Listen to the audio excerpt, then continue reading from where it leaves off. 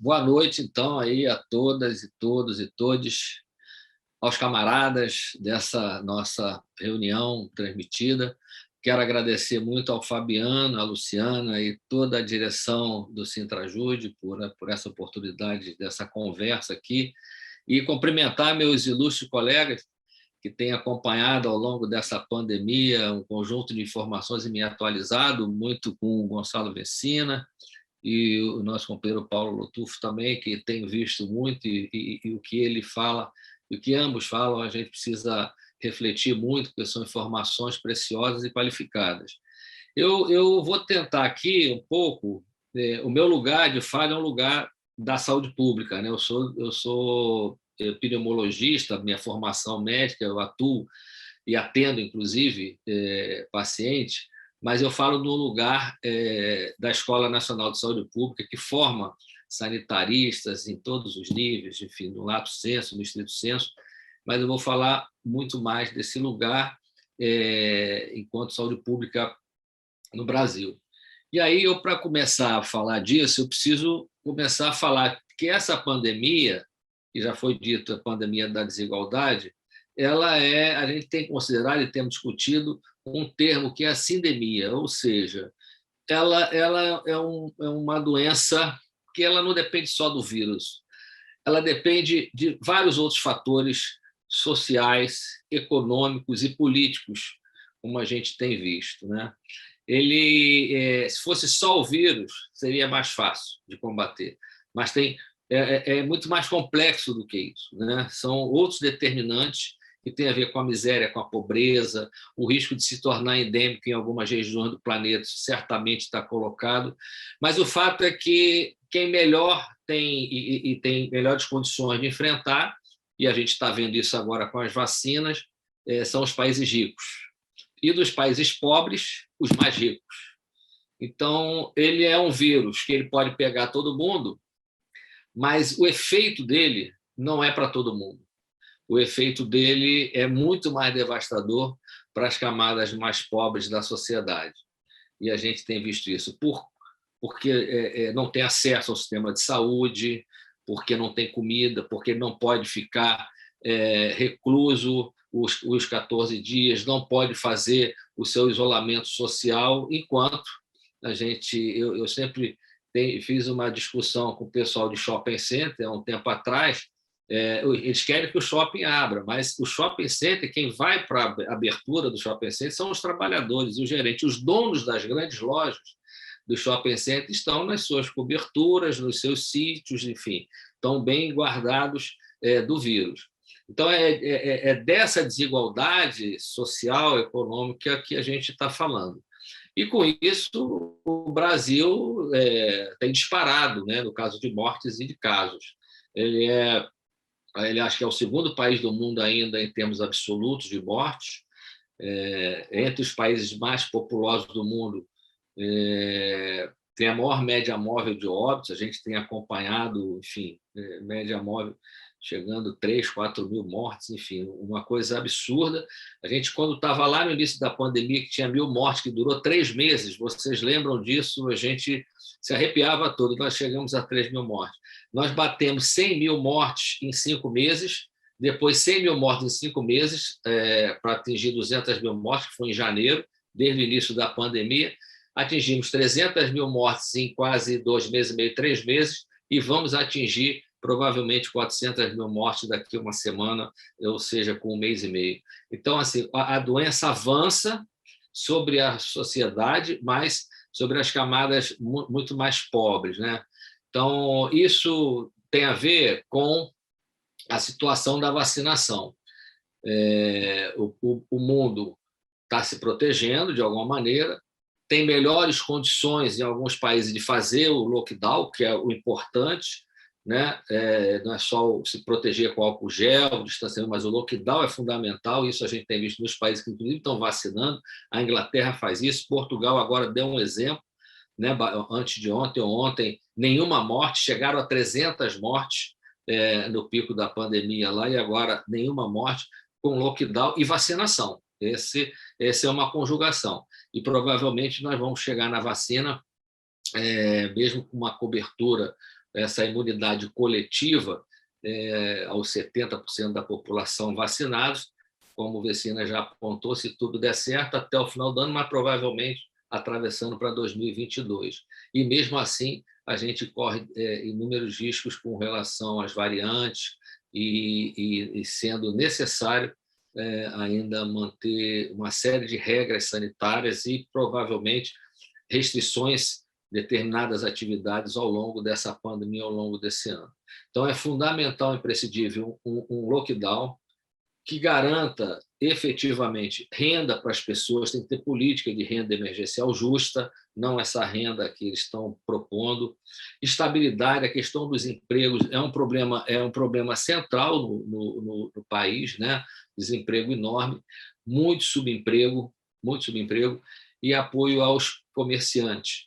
Essa questão do subemprego e da uberização, eu diria, dos empregos agora, como a gente tem visto, para que a gente pudesse ficar em casa, foi necessário que um conjunto de trabalhadores se dispusesse a sair para manter um percentual da população protegida, principalmente idosos, quem tem comorbidade. Isso significou uma exposição.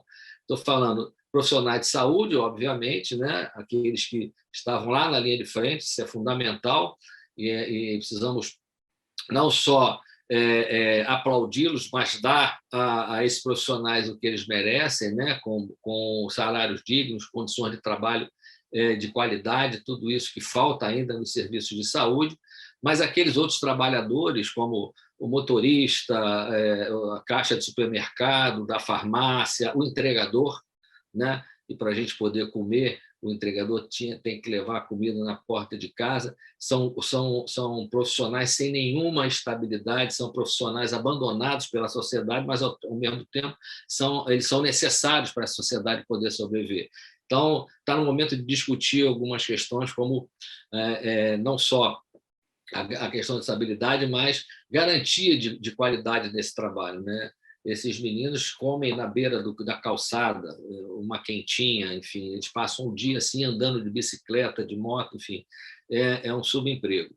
Então, e agora, na vacinação, inclusive, a gente está discutindo, além das prioridades que são necessárias, os idosos e quem tem comorbidade, porque são esses que estressam o sistema de saúde, que internam mais e que adoecem e morrem, como já foi dito, mas a gente precisa pensar também um conjunto da população como essa população que está na rua por necessidade e para garantir que outros fiquem em casa.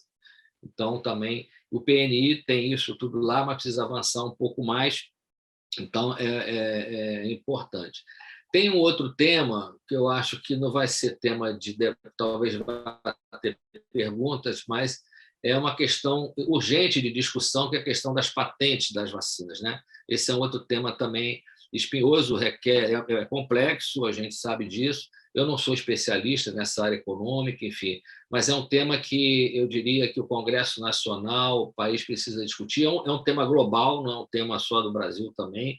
Eu só queria deixar a minha opinião que no mundo globalizado tão desigual, talvez essa fosse uma possibilidade do mundo mostrar que vidas importam, né? E que a imunização deve ser para todos, que a vacina não pode ser fonte de lucro, não pode ser fonte de lucro como a gente já está vendo nas grandes empresas multinacionais farmacêuticas, mas que deve ser uma fonte de mudança da vida das pessoas e que é fundamental a vacina para todos para superar essa crise humanitária que tanto é a maior tragédia humanitária do nosso século e com tanta dificuldade para enfrentar. Então, é hora de repensar esse modelo econômico e trazer a discussão para todos os entes nacionais, internacionais, enfim, as autoridades, para discutir isso, para que a gente possa ter vacina para toda a população.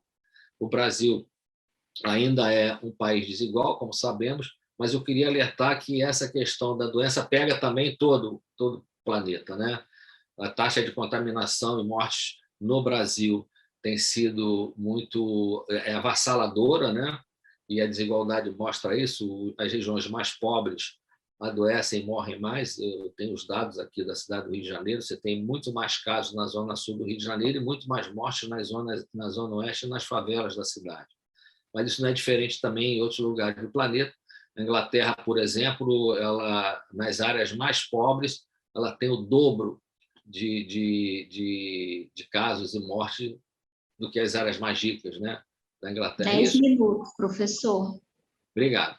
Então, isso é realmente um problema, e as vacinas se colocam nesse cenário.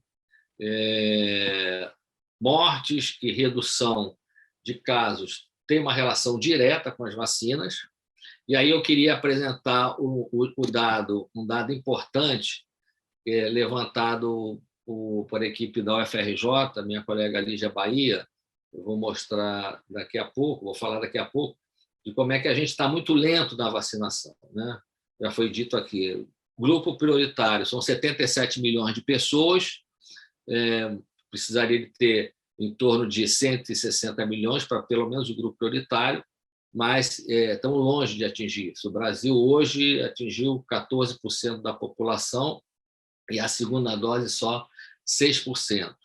Então, ainda tem muito a andar. E esses dados mostram o seguinte: pessoas de 60 a 69 anos no país receberam até agora 40% da primeira dose e 4% da segunda dose. De 70 a 79 anos, 85% receberam uma dose e 37% completaram a segunda dose. E acima de 80 anos, 90% já foram vacinados, mas para a segunda dose, só 46%, ou seja, mais da metade não tomou a segunda dose. Isso é um problema. A gente ainda não tem clareza de qual é o impacto disso, mas certamente é possível que haja uma redução da eficácia desses vacinados se não tomarem a segunda dose, que é a dose de reforço. E outros grupos, povos tradicionais, quilombolas, por exemplo, ribeirinhos, que até agora receberam só 20% da primeira dose e 1% da segunda dose. Indígenas, que vivem em terras do Estado, só 71% receberam a primeira dose e 49% receberam a segunda dose. Isso é importante. Eu tenho acompanhado grupos indígenas, acompanhado, inclusive, por teleconsulta, alguns grupos indígenas do país, orientando médicos de algumas regiões. E eu, por exemplo, acompanho um grupo da etnia Puri de Minas Gerais. Eles não receberam a vacina. E sabem qual é a alegação do governo de Minas Gerais? Eles não estão em terras do Estado. Ou seja, as terras onde eles vivem, algumas etnias vivem nessas terras há mais de 1000 anos, não são terras deles. Então, eles só podem se vacinar na medida em que o Estado diga: você tem que ir para essa terra, aí é terra do Estado, aí você tem direito à vacina. Já tem uma legislação, uma PL em andamento, enfim, discutindo isso, mas o fato é que estados e municípios têm falhado nessa vacinação desses grupos indígenas. Então, isso deixa para nós uma marca muito triste, né, de uma política social, uma política pública que discrimina, né, populações tradicionais, que discrimina etnias, e ainda longe de atingir o que a gente precisa. Só para vocês terem uma ideia, aí eu vou dar o dado da vacina Covid da Fiocruz, a eficácia com relação na primeira dose é de 76%. 3 semanas. E é importante frisar o seguinte: quando se toma vacina, o tempo para que você tenha realmente uma proteção adequada são 21 dias após a dose. Esse é o ideal. Então, você tem 76% de eficácia 3 semanas após a primeira dose. E após a segunda dose, 2 semanas depois, a eficácia aumenta para 82%. Então, assim, eu estou colocando isso e ressaltando a importância de ter a segunda dose, e a gente está vendo falhas nessa aplicação de segunda dose, como acompanhamos essa semana, estados e municípios que gastaram a primeira dose e agora não têm a segunda dose para dar. para quem precisa. Isso vai postergar a segunda dose, principalmente da vacina Coronavac do Butantan, que precisa o intervalo de 28 dias, vai postergar talvez para mais um mês, 2 meses, dependendo da chegada da vacina na região.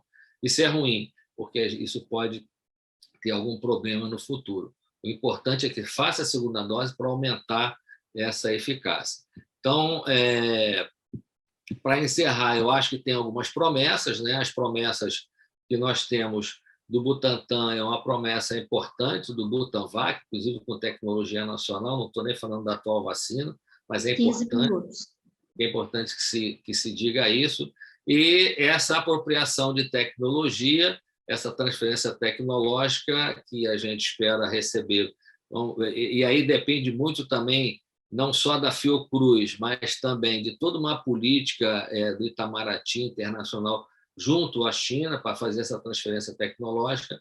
E se isso for bem conduzido, a gente consegue, até o final do ano, pelo menos, já estar produzindo a nossa IFA, que é o nosso ingrediente farmacêutico ativo, para ter uma produção nacional da vacina aqui na Fiocruz. Então, fico por aqui. São promessas, mas são promessas que são dependentes da política brasileira, da política, eu diria, mais diplomática, né, do país, para poder estar trazendo essas novas tecnologias.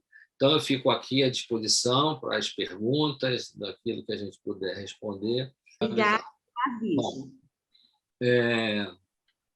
o Paulo já respondeu algumas perguntas, eu vou tentar ser mais direto para algumas questões. O Tarcísio falou aí da vacinação lenta, né? E o que priorizar, como acelerar, enfim. Acelerar a compra, agora, ela depende de governo e depende também de quem está ofertando. Nós estamos vendo estamos acompanhando a briga no mundo inteiro na busca de vacina, né? Isso é um problema, porque a indústria ela não tem essa velocidade para produzir tanta vacina para enfrentar essa pandemia. E tem países que já compraram, né? Já bancou, então eles têm a obrigação de entregar. Então, não é simples. Nós chegamos atrasados nessa coisa. Devia ter negociado compra no ano passado. E a gente está agora tentando comprar vacina e não tem como entregar. A Pfizer talvez vai entregar 1 milhão, mas não sei se entrega 100 milhões até o final do ano. É uma aposta. Algumas coisas nós não fizemos. E aí, aqui se falou, a atenção primária em saúde, desmontada em vários estados e municípios, fundamental para enfrentar, fundamental a testagem para que a gente possa conhecer o perfil da transmissão no país. Não temos, o Brasil é um dos países que menos testa no mundo inteiro, então a gente não sabe como é que está o comportamento, quantas pessoas realmente já foram portadoras do vírus, e a gente lembrar que 80% são assintomáticos, mas podem carregar o vírus. E aí, a única maneira científica para você conter é o lockdown. E aí eu já respondo. Eu também acredito que vai ter uma terceira onda, porque o Brasil não está fazendo o que é necessário, que são as restrições. Ela fecha 5 dias, reabre, abre escola, abre shopping center, enfim. E, inclusive, shopping center que é um ambiente fechado, não ali. Então, isso vai certamente corroborar para uma terceira onda aí, como já foi dito. A Bruna pergunta sobre novas cepas resistentes. É possível que tenha, né? A Fiocruz encaminha as cepas novas, variantes, são várias, tem até já os dados divulgados, eles encaminham para várias empresas da indústria farmacêutica que produzem vacina para eles fazerem a testagem, se aquelas variantes já são resistentes ou não. Provavelmente, Bruna, é uma incógnita, né? Lá na frente. É possível, por exemplo, já ter novas cepas e variantes resistentes às vacinas que estão circulando no mundo, principalmente no hemisfério norte, e aí ele já está produzindo uma nova vacina. Então, é possível que tenha novas vacinas para as novas variantes, e a gente aqui no Brasil ainda não enfrentamos nem a primeira vacina ainda para as variantes que a gente está tendo. Aqui, inclusive, a gente viu os resultados que pega, né, a P1. Então, isso é um problema, mas é ainda uma interrogação, aí, um futuro incerto, isso realmente muito dependente dessa não vacinação, essa vacinação lenta no Brasil. Critérios sobre colapso tem vários. Eu acho que a principal deles é a taxa de ocupação que vocês têm acompanhado, né, de leitos. O CONAS, o CONASEMS colocam entre os critérios, você precisa ter pelo menos 25% de leitos livres. Né? Quando você ultrapassa isso, o risco de colapsar é muito grande. Isso é o que tem acontecido e acontece. Filas enormes, nós estamos com fila com mais de 300 pessoas aguardando para internação e 8 horas de espera acabam morrendo. Um dado que a gente divulgou do ano passado, de alguns estudos, o Brasil teve 27% das mortes em 2020 fora de UTI. Ou seja, significa que 1/3 das nossas mortes se deram provavelmente com falta de assistência. Não chegaram na UTI, não tiveram chance de ter um respirador, não tiveram chance de um oxigênio e morreram fora da UTI, então não tiveram esse acesso. É possível que isso ocorra também agora, os dados começam a ser levantados. Então, isso é o reflexo do colapso da saúde, como a gente tem visto. A prioridade da vacina, e aí é um tema bom que o Paulo trouxe, a gente chegou a discutir isso na Fiocruz, em alguns grupos, inclusive, tem o grupo prioritário, a gente sabe que quem tem mais, os idosos são os que mais morrem, né? Quem tem comorbidade, por exemplo, doença cardiovascular, o que mais tem levado a óbito. Mas o fato também é que quando você tem a vacina, você reduz a mortalidade de idosos, né? Isso é fundamental. Agora, a gente precisa discutir, avançar em alguns grupos, né? Aqui, por exemplo, trabalhadores da educação, é importante vacinar os trabalhadores que ficaram exatamente circulando, como eu falei, para que a gente pudesse ficar em casa. E uma outra coisa que a gente vê nas cidades são as aglomerações. E quem aglomera nessas filas de ônibus é o povo pobre que sai da periferia para trabalhar nos centros urbanos. E eles acabam sendo grandes carreadores de vírus, né, pela cidade. Então, talvez uma política melhor definida nessas regiões a partir de um padrão epidemiológico local. Isso tudo é possível fazer. O problema é que o nosso sistema não tem atuado dessa maneira e tem tido muita pressão política, né? A gente está vendo isso em vários estados e municípios com relação à vacina, e para vacinar grupos que não têm necessariamente necessidade de vacinar imediatamente. Então, é preciso levar em conta o padrão epidemiológico da mortalidade, isso é fundamental, e do adoecimento. Olha, o Brasil nunca foi obrigatório, Roberta, vacinar, nunca teve uma lei que obrigasse. O Brasil nunca teve problemas com vacinação, a gente sempre vacinou, e é muito interessante, e é bom que a população saiba o que acontece, o que é uma vacina, mas as pessoas viam as respostas. A resposta é que tomava vacina não tinha sarampo.